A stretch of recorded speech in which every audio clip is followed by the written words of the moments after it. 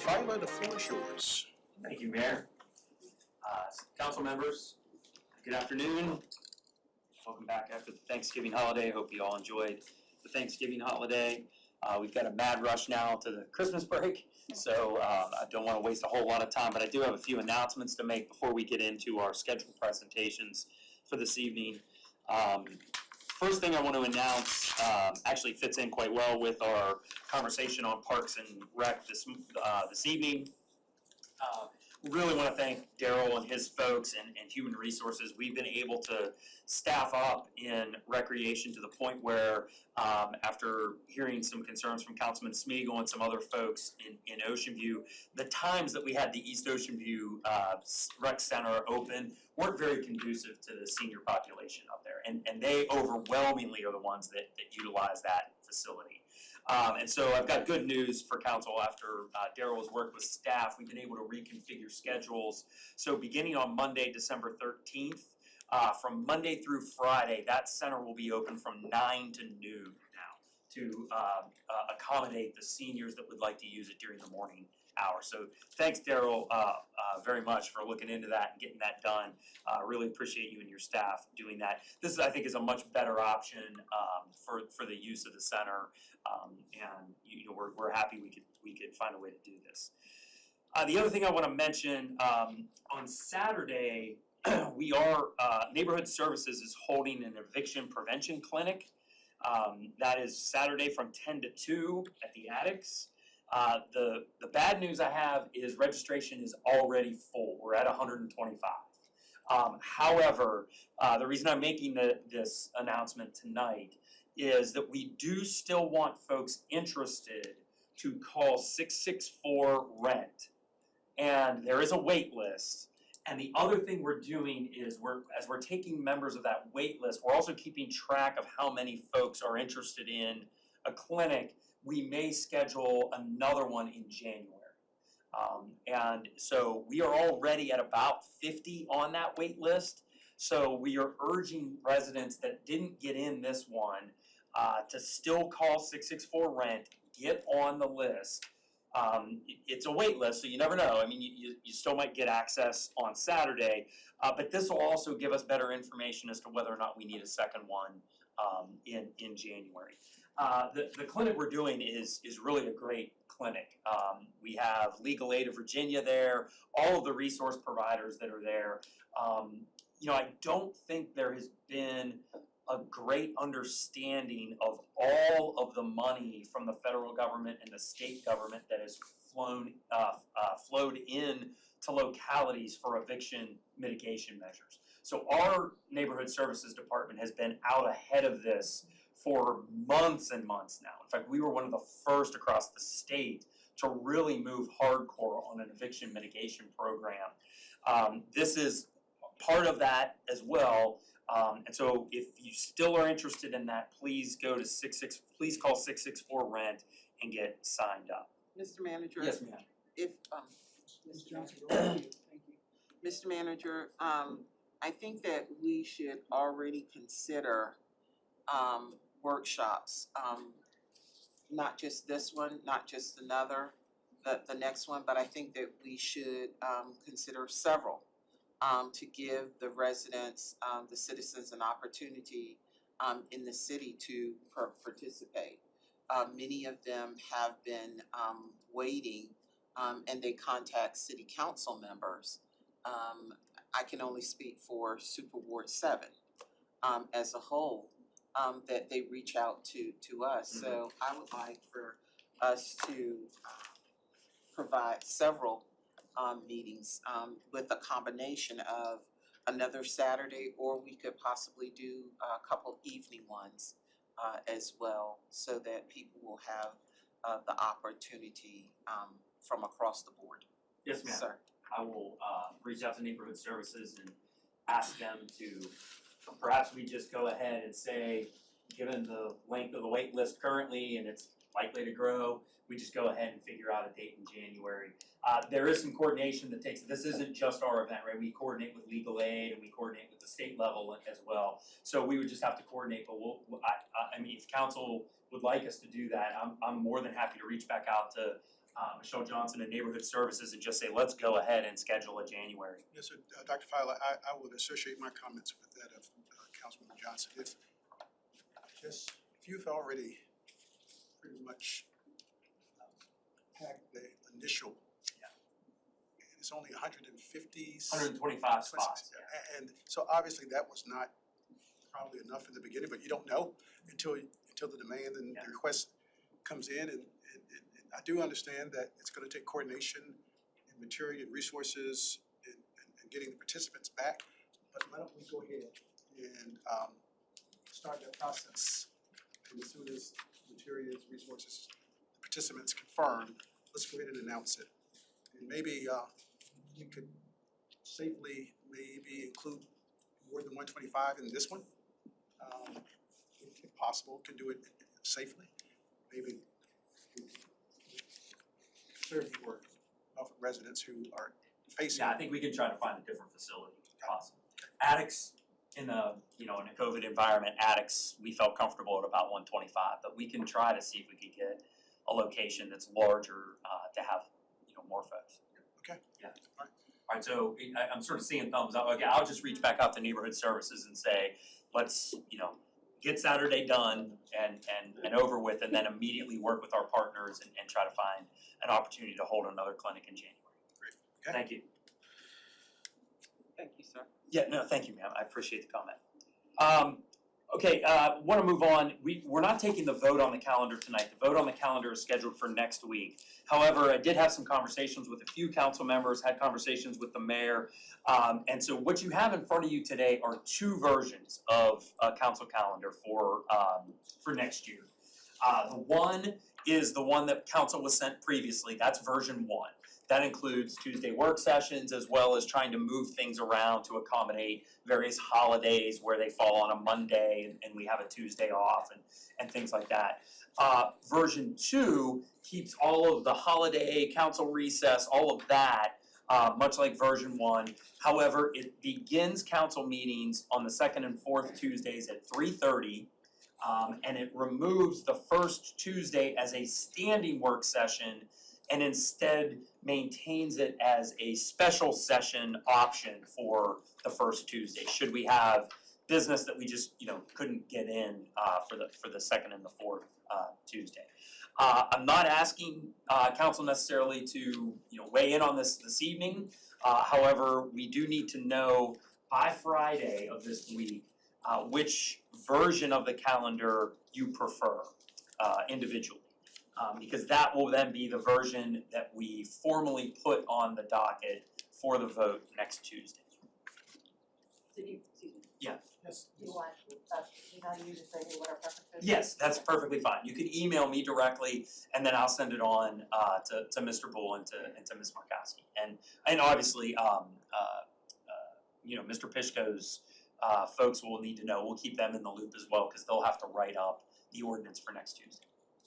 So it's always much easier to add a meeting than it is to delete a meeting from the calendar. It's much easier to add than to advertise and people make plans around a calendar,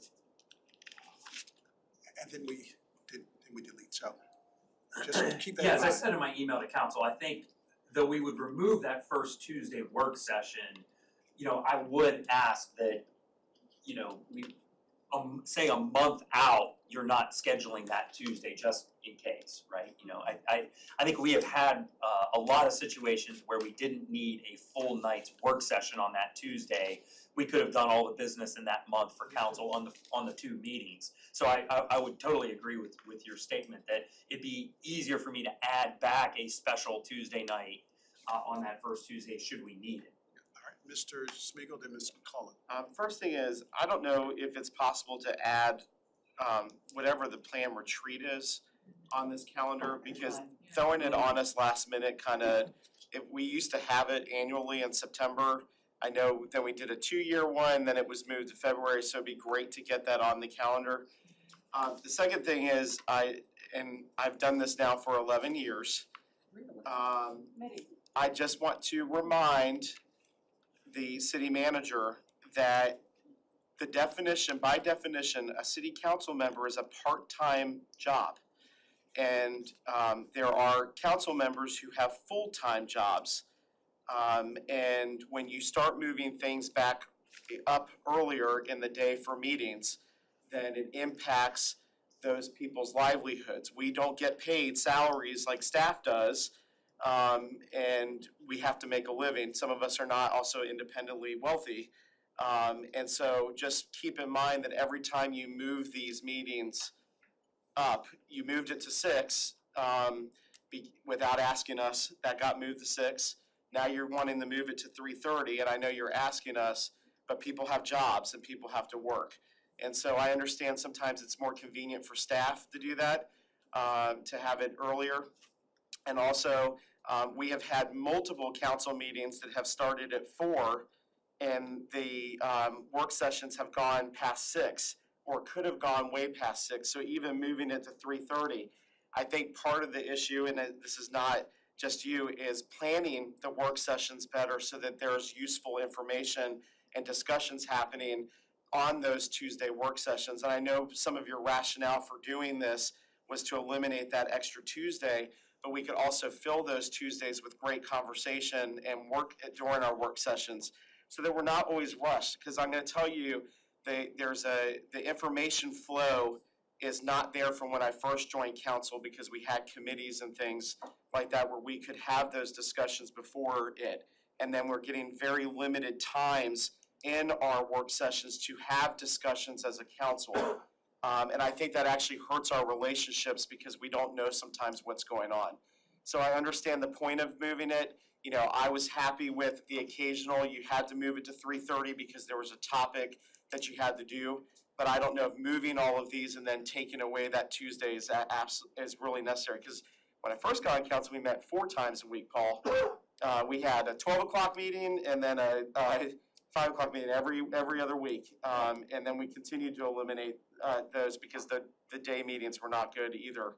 So I'm voicing that concern publicly, just because I think that needs to be taken into consideration, because we do have working council members.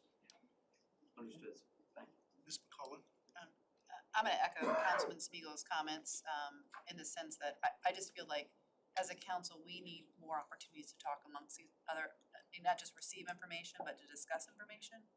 And perhaps the compromise, Tommy, would be start at 4 o'clock, but have the public session start at 7. That gives us 3 hours. That to me seems like an interesting compromise. I also am going to just voice my support for moving back to having 2 council retreats a year, because again, we lack that opportunity to have real substantive conversation amongst ourselves and with staff.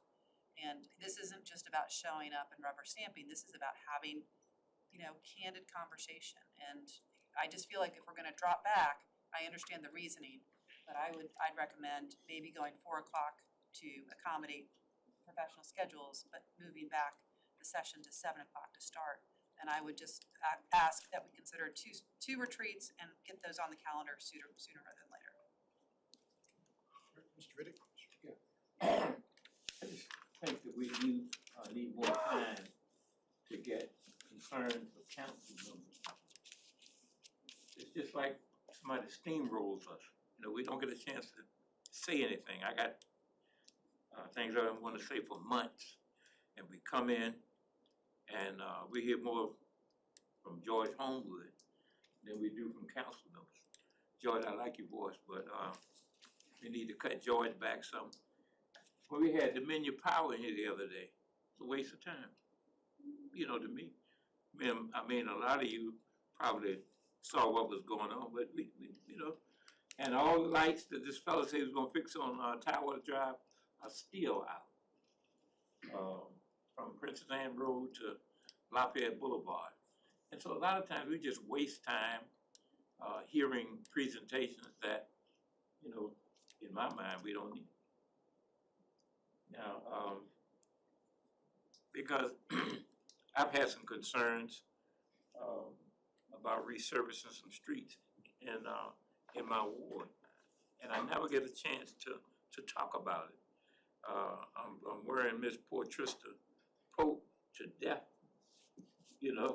If somebody calls me, I get in touch with her, and, you know, we just not doing much as, in my mind, that we should, be able to accommodate our citizens. Okay, Ms. Johnson? Mr. Manager, if I may request that we have 2 retreats. It really works for me. It's like a checks and balance for me because I do keep a record of what we said. And so for me, when we do the following retreat, it's just a review. In between each retreat, here's what we said, like a dashboard, and here's where we are. And it's good for us, to have, the 2 retreats I think it was every 6 months. Not all council people feel that way, cause Councilwoman McCullough and I were voted down, but we're still champion for the 2 retreats. So thank you, sir. Thank you, Mr. Mayor. Okay. All right, before we get into the formal presentations, I asked Greg Patrick to come down. Today we launched the new ARPA public engagement dashboard that we've been working to put together. It's a simpler way to sort of show the public input we're getting, both from the hearing sessions we're holding, the online, and the surveys. And so I thought it'd be helpful if Greg just showed you all this. That way you all know the link to go to. You can share that on your social media, and you can see a little bit of what the dashboard looks like. Thanks, Greg. Thank you, Mr. Manager. Good afternoon, Mayor, members of council. Thank you for the opportunity to be here today. Really excited to share with you our ARPA public engagement dashboard. Kim Markowski, after the meeting today, will send you links to our updated ARPA webpage, which will have easy access to the dashboard, access to a new frequently asked questions that we have received around the ARPA funding, and additional information on our future public engagement, public input sessions, and the process to ultimately reach an improved investment plan for the ARPA funds. To say there's been an appetite for public engagement around the ARPA would be a vast understatement. We've held 2 public engagement events thus far. Attendance has been substantially larger than any budget public engagement events that we have hosted, where staff typically outnumbers participants. That has certainly not been the case this year, and with the ARPA funding. As a result, we have really broadened the way that we have been collecting comments and priorities for resident and stakeholder priorities around how we spend our ARPA funds.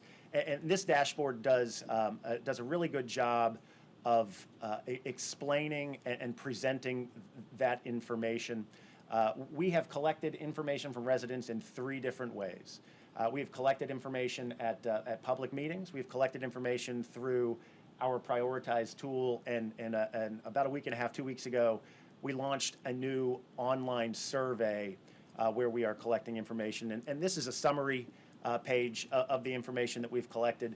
And we are displaying every single comment that we receive through these dashboards, or through these tools and through these sources in the dashboard. And you can see, based on the tool, so on your far left you have public meetings, in the center you have the prioritized tool, and on the right, on the bottom row, you have the online survey comments. These are a Wordle that we have put together that have taken all the words that are in the comments and created a Wordle out of them.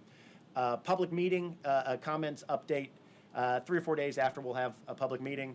The prioritize and the online survey comments update daily. So if you made a comment, submitted a comment yesterday, you should see that comment post by the next morning.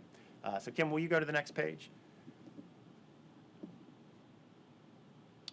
These are instructions on how to use the dashboard.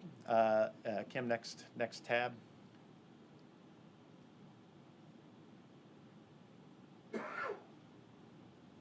This tab is a summary of all of our interactions by source. So you see at public meetings, we've collected 304 comments.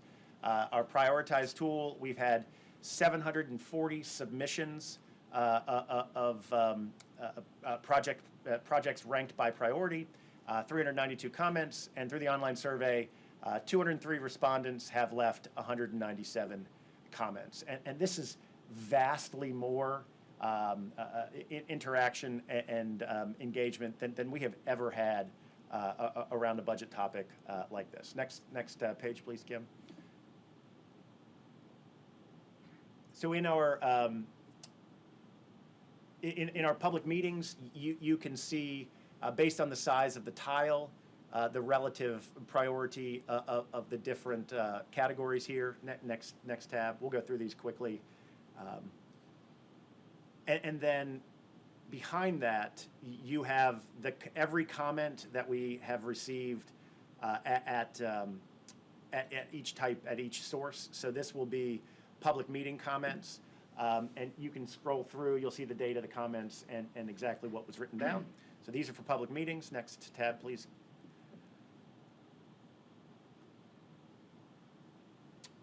The prioritized tool provides residents with an opportunity to rank the projects and categories that are included in the tool. You can see here the relative popularity of the different types of categories of funding, investing in our neighborhoods, direct assistance to residents and businesses, and budget stabilization being the top 3 priorities thus far in that tool. Next tab. And then these are the comments that we've collected via Prioritize when they populate. And Kim, go ahead and go to the next tab. It'll look similar to what you saw with the public meeting comments. Next, we have our online survey priorities. And this is our newest tool. And what you'll see here is the categories along the bottom. And then the bars that you see, the different colored bars, represent each individual ward. So you can see here that mental health right now is the #1 priority. And you can see that that the dark blue bar, so the second one from bottom, is in this instance is I believe it is Ward 2. So that is my colors are a little off here, but it's either Ward 2 or Ward 4 depending on the color. So next slide. And then you actually have a ward by ward breakdown of the different priorities.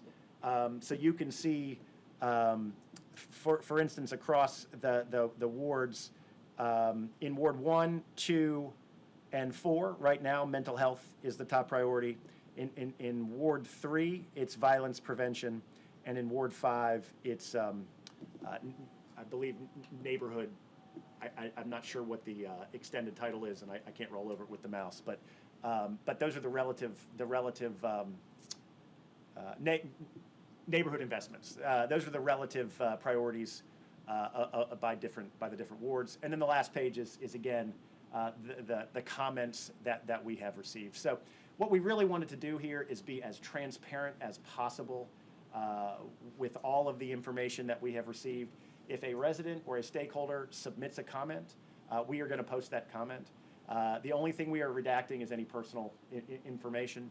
And we really want folks to know that if they take the time to tell us how they would like to see this money invested, we are going to make sure that we treat that comment and their thoughts and their priorities with the respect it deserves, and make sure it gets in front of the folks that are going to ultimately make the investment decisions. So that's what we wanted to share with you today. Thank you very much for the time. You have gathered the information. You use 3 various methods to collect the data.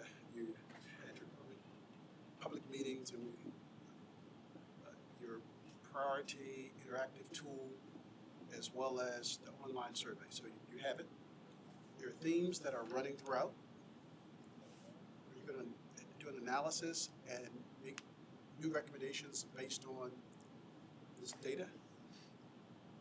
Analysis, the thematic analysis, the themes that are running, threads that are running throughout each point of data. For discussion, for action. So is there another piece that you'll bring back? Yeah, so,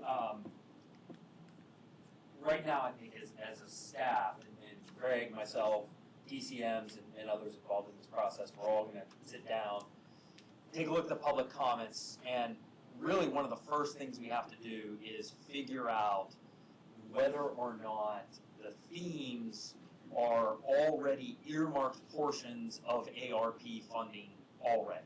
So what we're hearing in the public meetings is, particularly with the resident social services safety net themes, we would like, mental health assistance, we want violence prevention, things like that.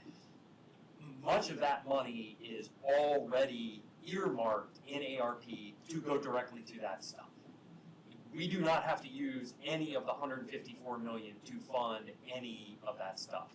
Now, that's not been totally clear to residents, and so. Can you explain that, because I don't think people understand there are state funds coming through. Yeah, so You need to we differentiate. have to explain this, right?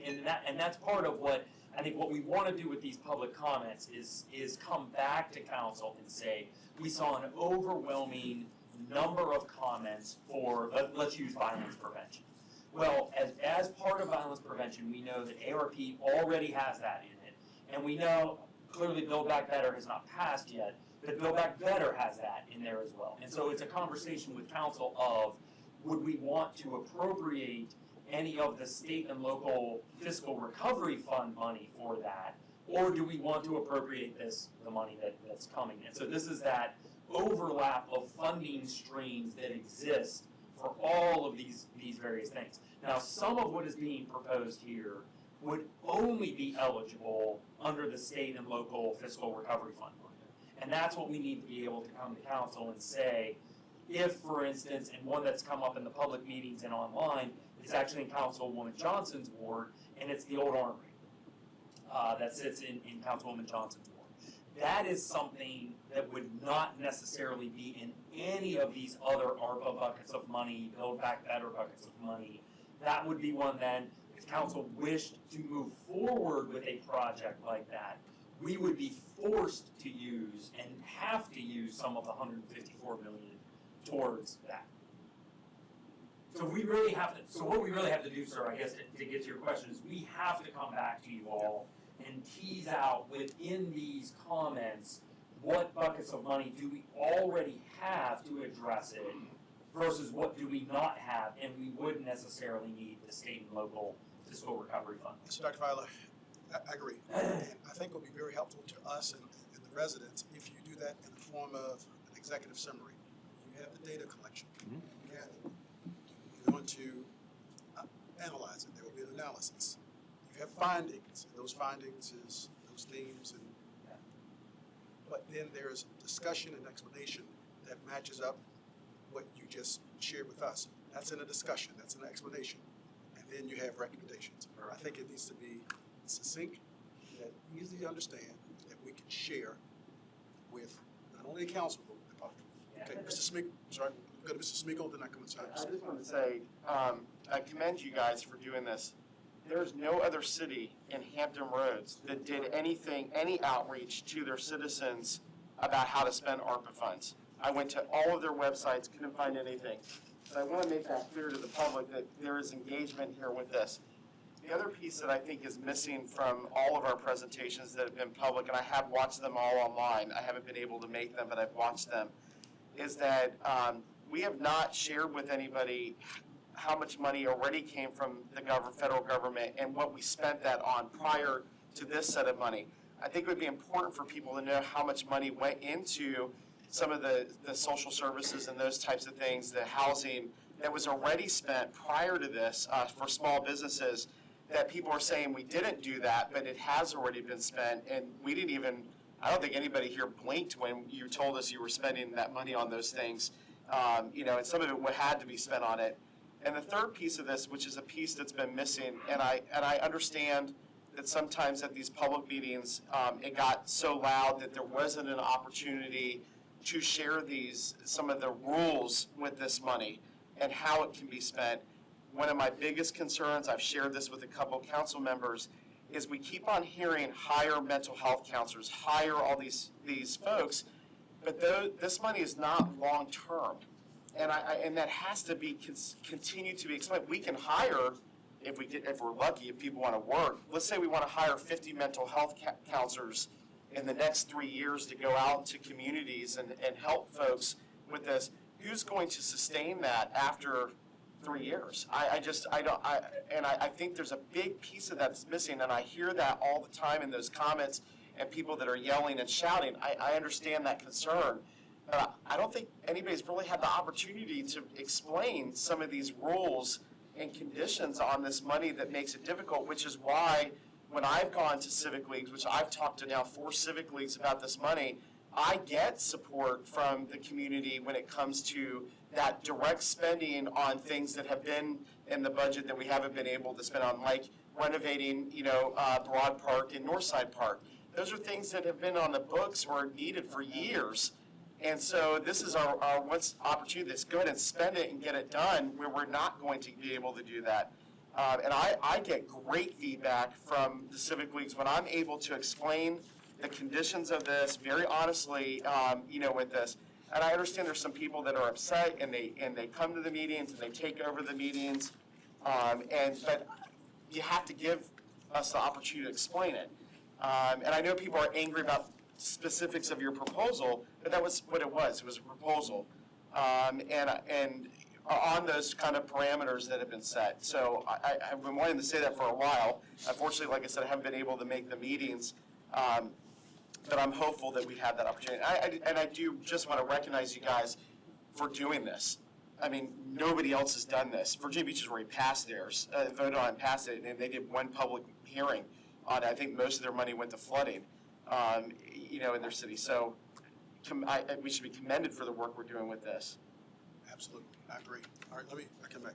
So, Ms. Doyle, Ms. McClellan, and Ms. Johnson, I will come back. And Tommy, well said, I agree. I think to educate people on what ARPA funds can be used for and what they cannot be used for is important for an understanding. I also think it's important for people to know that if we decide to spend money on one project that we otherwise would have funded out of CIP, we're saving on debt service that otherwise could be used back through the budget in another way. So in fact, by spending one-time money here, we're saving money for debt that can later be spent. And then I think a timeline in your memo that you're mentioning so that it's clear to all of us in the community, what are the next steps? When are we gonna vote? When do we start spending, et cetera? Because that's to me a little vague. Yeah, so the memo's underway. I mean, we're through it. I hope to have it to council on Friday. And it actually, follow up with Councilman Spiegel's comment, it will address where previous buckets of money have gone. It'll lay out where we spent the CARES money. I think it's also important that we lay out I don't think folks are fully understanding that our receipt of ARPA money is way in excess of $154 million, right? That's just the state and local fiscal recovery fund bucket. That's it. So we are already receiving 15% premiums to SNAP benefits for everybody that gets SNAP in the city. We're already receiving money for business and resident assistance. Next council meeting on the 14th, this council will accept and appropriate $15.7 million to help mitigate utility disconnections for the next 3 years, right? I mean, we're already getting that money. And it's not, listen, this isn't against the residents don't know that unless we tell them, okay, we don't need to use any of the 154 on utility disconnection assistance because we're already getting it. We're already getting that over here, in separate buckets. I'm going to try to lay that out as well as possible. It's $1 trillion spending bill, so it's a lot, right? I mean, just the legislation alone is 176 pages long. So I'm going to try to do the best I can. And then in ending that memo with all that information, I will lay out the timeline of how I think we should progress forward to an ultimate vote for the investment. Dr. Fowler, I can't stress enough how important that discussion and explanation section of your memo is. before you get to your conclusion and your recommendations. I think it's just vitally important. Yeah. Along those lines, I mean, I don't think we're at a point where we're ready for conclusion. I mean, it's my understanding we're gonna have more public engagement sessions in January, so I wouldn't expect any conclusions yet, because this is gonna continue to get populated with additional information. So I think it's really important that we get those dates sooner rather than later, and that people know in advance what to expect when they come to those meetings. Without a doubt, we need to have education at each of those meetings, to Tommy's point, explaining what's happening. There's a lot of misinformation out there, and, it's, the good news is people are getting engaged, to Greg's point, right? We've never seen anything like this, and that's exciting. I mean, citizens want to be part of the process, but I think the sooner we can get that timeline, because people still think there's gonna be a public hearing December 14th, when we were gonna vote on it. That was the original timeline. That's no longer the case. We don't know when that's gonna be the case, but we know that we're gonna have some dates in January. So I would hope your memo doesn't have conclusions, rather it's an update in what's happened thus far, because I don't think we're at the point, Mr. Mayor, ready to have conclusions, based on what Yeah, I mean, all I was, and I think what the mayor might be alluding to, in terms of conclusions, it would be, given what we're seeing from this public comment, are some of these items already earmarked pieces of ARPA? That's perfect. That we could say, without question, if somebody on here put utility, we should assist folks so that your utilities don't get turned off in the next 5 years. I can say with certainty, already done. We're getting $15.7 million of that. That's coming directly. That doesn't necessarily have to be part of the 154 million. Perfect, thank you. Ms. Johnson, then Ms. Russia, then Mr. Riddick. We're going to conclude unless Mr. Thomas want to have, okay? I'm a visual person, and thank you, Mr. Mayor. I'm a visual person, and most of the directors know, and DCM know that I'm a visual person. I can show you better than I can tell you, and I'm fine with that. And so when I do things, I think of my constituents and the citizens of Norfolk the same way. I have to give it to them, give them the information. Mr. Manager, you made a very good point, and here's what you said. We've already spent the money, some of the money. So in terms of that, I'm relating it to what buckets of money have we received? And based on those buckets of money that we've already received, that is clear to the citizen how we spent the money. I think that's the gap in communication. If you say that we were receiving money prior to this $154 million that we're receiving now, well, what were those? What were the money? What was the money that we received, and how did we spend it? I think that our residents really want to know, and what other monies we're going to be receiving as well. What I would like to see as well is that we have a session, just us talking amongst ourselves about your presentation of what you're already going to put out. That you bring it to us and you can present it to us before it goes out to the citizens, and that we can have some discussion. Because as stated before at one of the meetings, Mr. Smeagol, you mentioned it, that Norfolk is the only city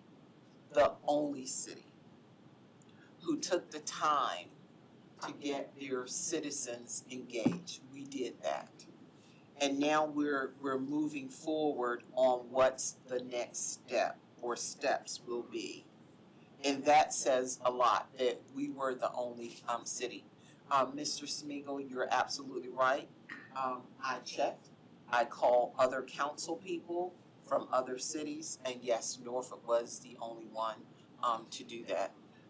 Mr. Greg Patrick, I sent you an email today, and I copied Mr. Manager, saying that what you presented here is exactly what we need to give to the citizens. this is a good start.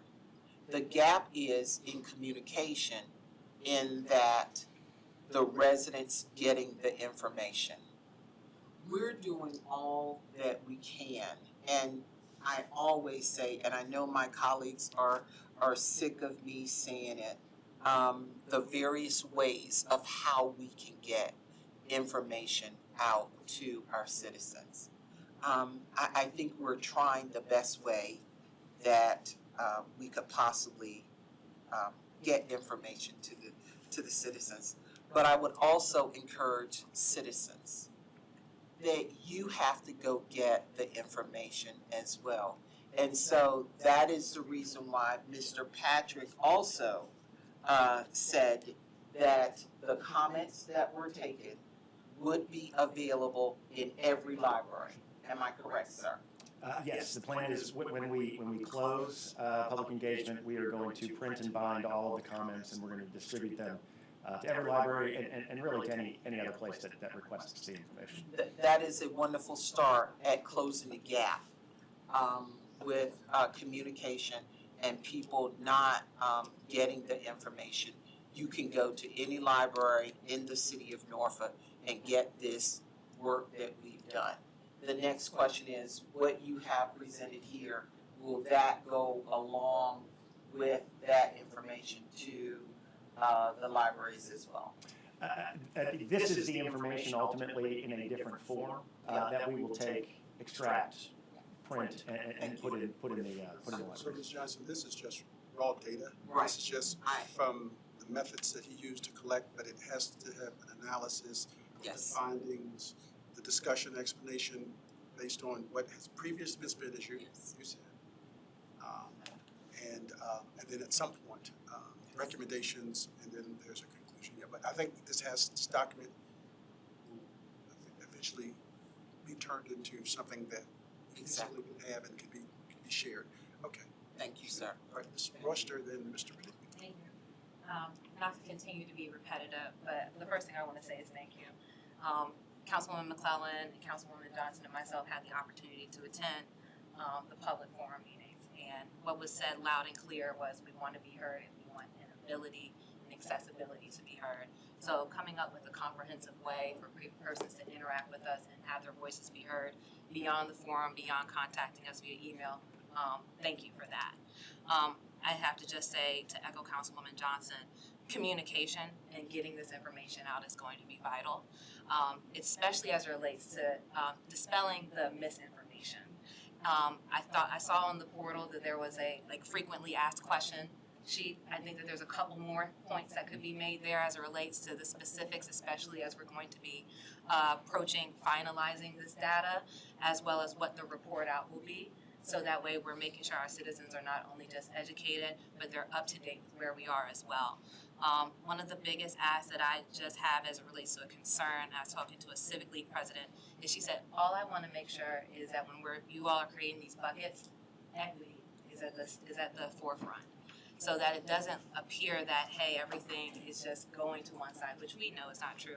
But I think it's going to be very important that in our report out, similar to what your proposal noted, it shows like this is something that impacts the overall city. And we heard you, Barad Park. This is what we're doing here. We heard you, Northside. This is what you're doing here.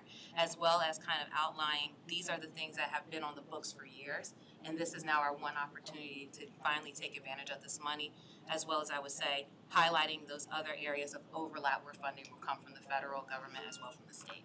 So, All right, Mr. Riddick. Yeah. Conclude with you, sir. Things like Rod Park could have been done. They were just overlooked. It was in Ward 3, so it could have been done. Tennis courts and all of those things. They've been talking about that for, we've been talking about for 10 years. And we speak about mental health.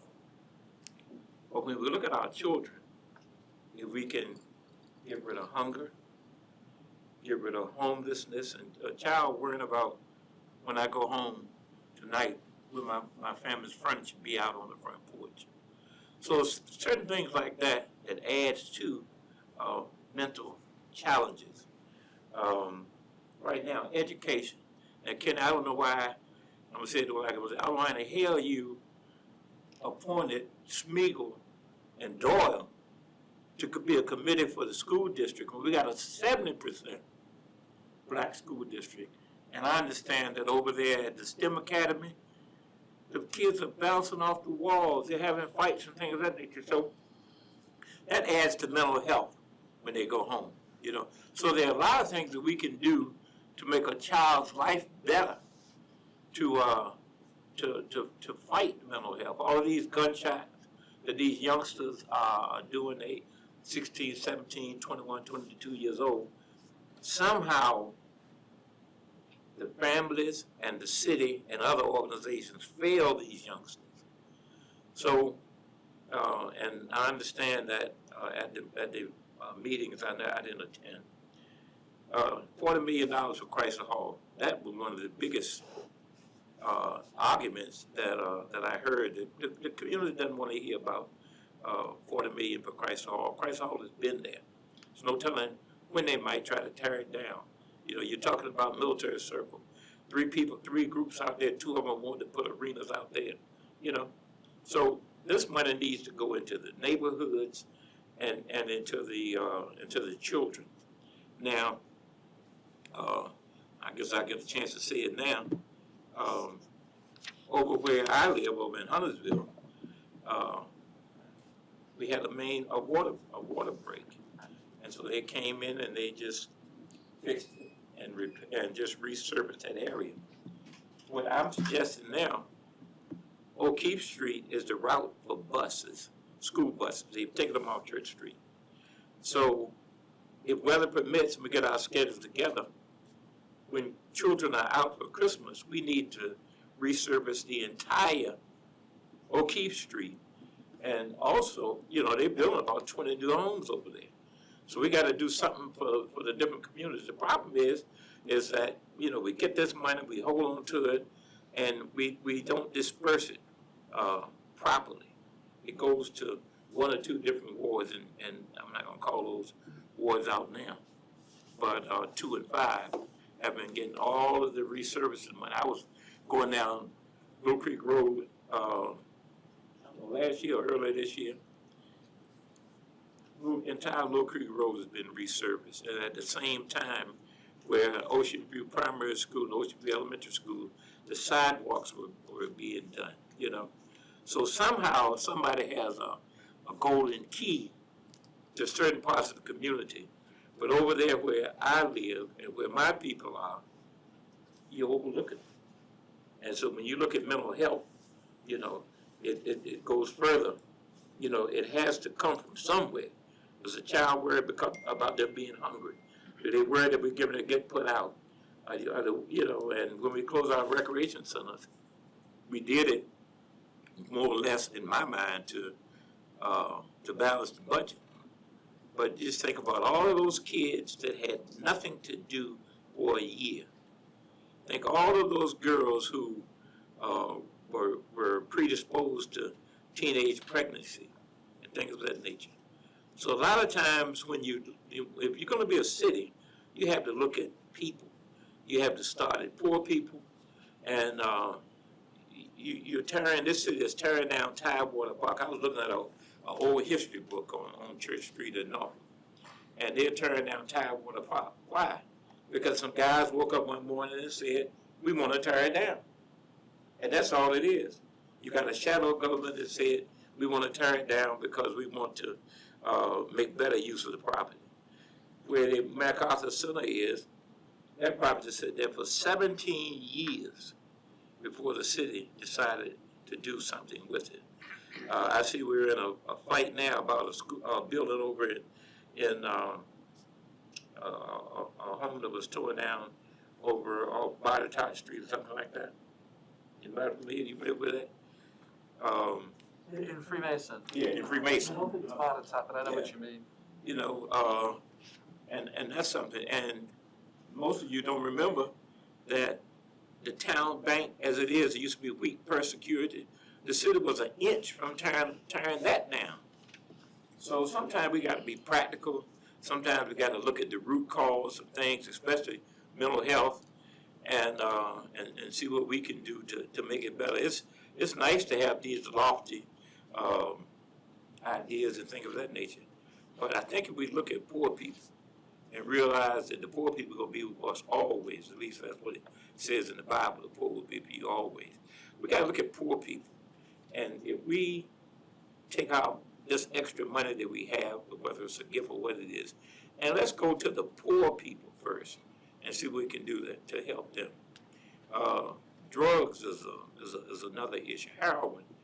And heroin is out there, and you can get more heroin in my neighborhood than you did in those days when people went to Portsmouth.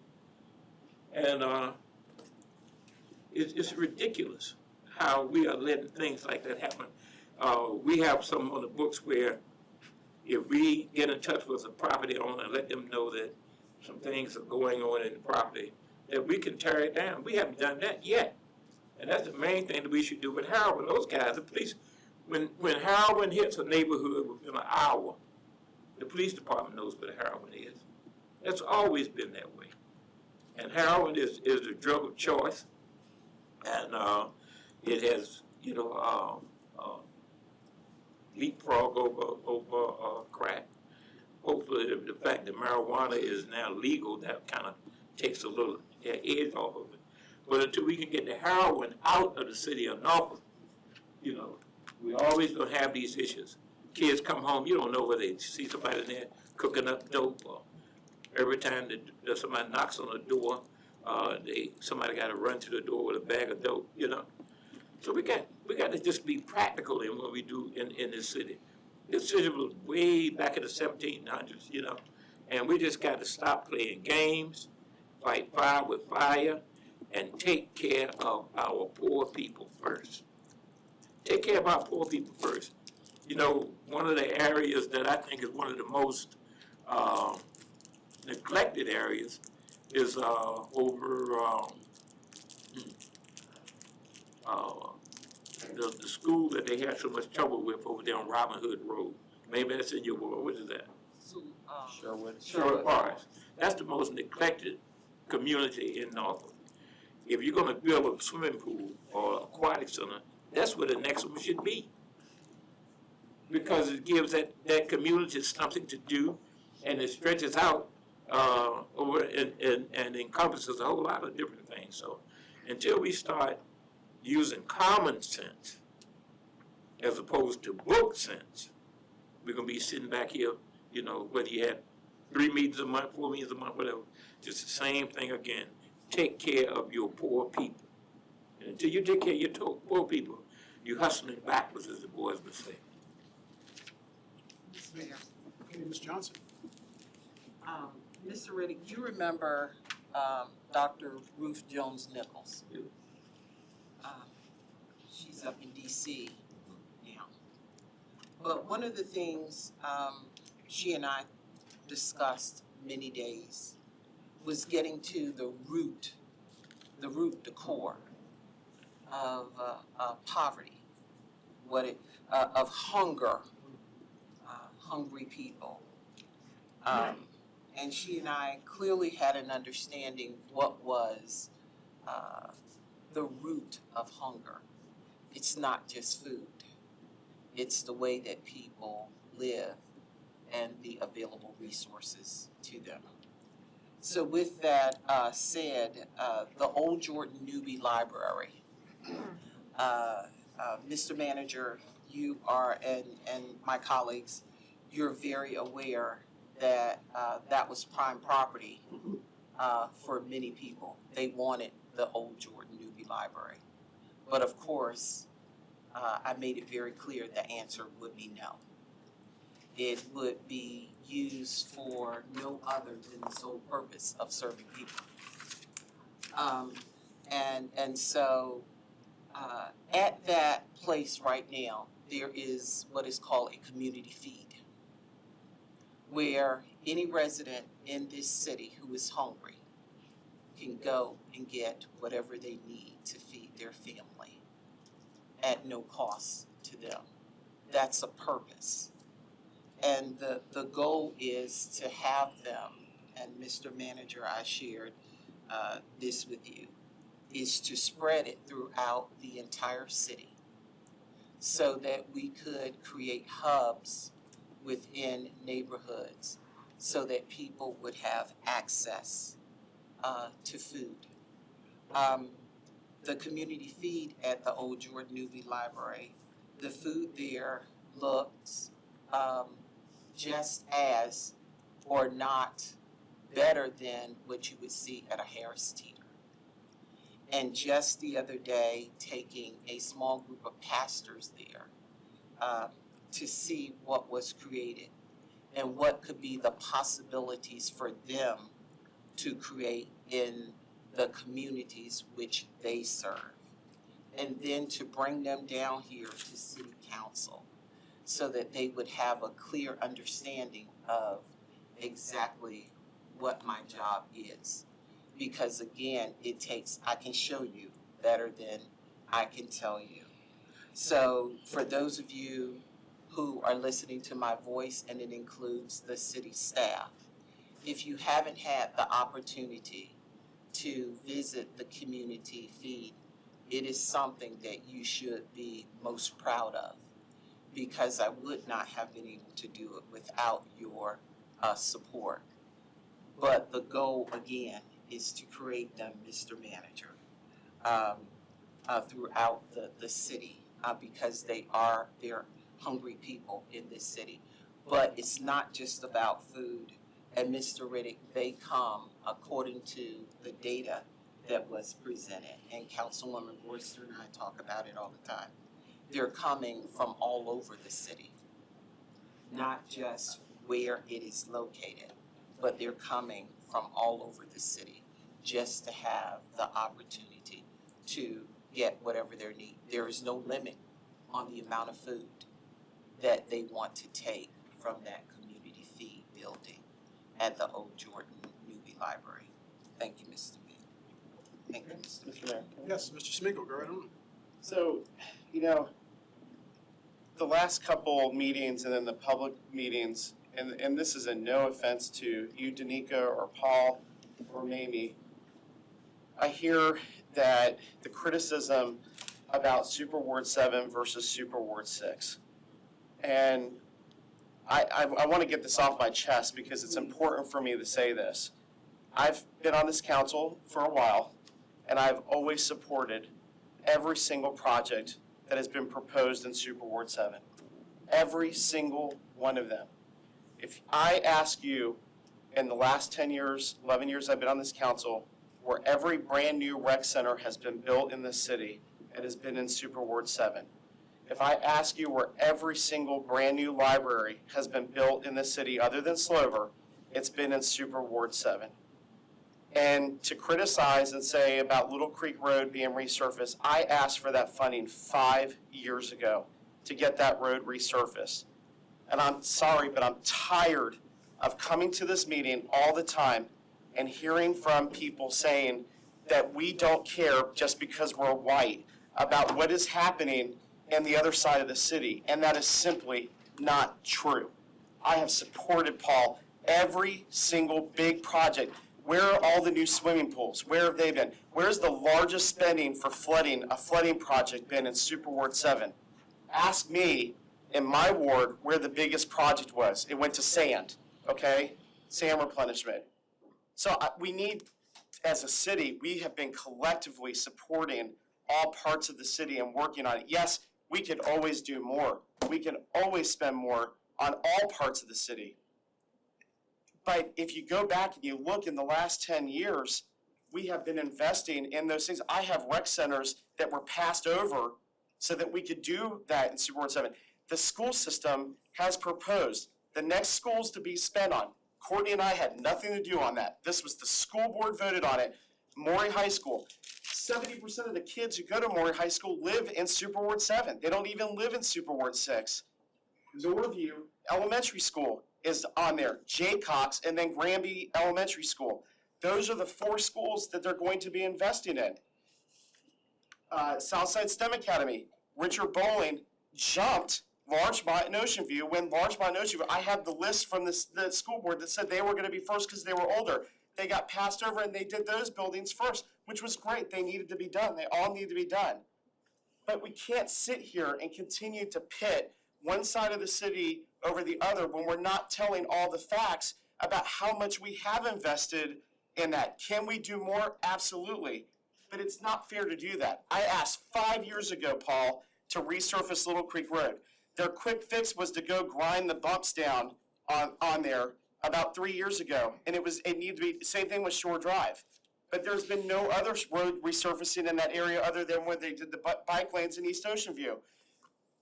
They have resurfaced roads in Ward 4. I've seen it. I see it on Virginia Beach Boulevard. So we can't sit here and continue to pit one side of the city over the other when we all have been supported. Yeah, maybe the Chrysler Hall, rubbed a few people the wrong way, and that could have been a different sell, and we've discussed that about the debt money. But please don't sit here and criticize me or make it seem like that I don't care about Super Ward 7. I've been an educator for 22 years in this city, serving people in Super Ward 7. I care about the kids just as much as you do, Paul, and what happens with them. And so we can't sit here and continue to operate at this council level as though we're a divided city when we are not. We have been collectively, it took more than just black council members to vote and pass a budget for those projects that were in Super Ward 7. It was all of us that did that. You finished? Dr. I'm done. Okay, now, and I appreciate your comments. My community and in our wards needs to be resurfaced, and I think this is what this is. It's the whole city, Paul. The whole city needs it. Well, we need to do something with our public works department, because obviously they are ignoring, what we say to them, and they have their picks. And I appreciate your support, because we have built a lot of recreation centers and aquatic centers and things of that nature, and there hasn't been a fight. So I appreciate that, but there's still, when I at the corner of Brownton and Church, I see where they resurfaced around the monument, as opposed to when the entire Brownton Avenue, So I don't know who makes the choices and who says, let's do this or do that. But I'm just asking for a little bit more resurfacing in my community. Now, let me say this to you. I started to text you first thing this morning because I agree that we need a big facility, for our, recreation like they have in Virginia Beach. And what I was going to text to you, the property where the Golden Corral is on Milton Highway, that whole shopping center is for sale. There's nothing going on there. So maybe we need to take a big piece of this money and do something there. And what encourages me about that is you're right there next to the interstate. If somebody's coming in, they can come in and out, coming in and out.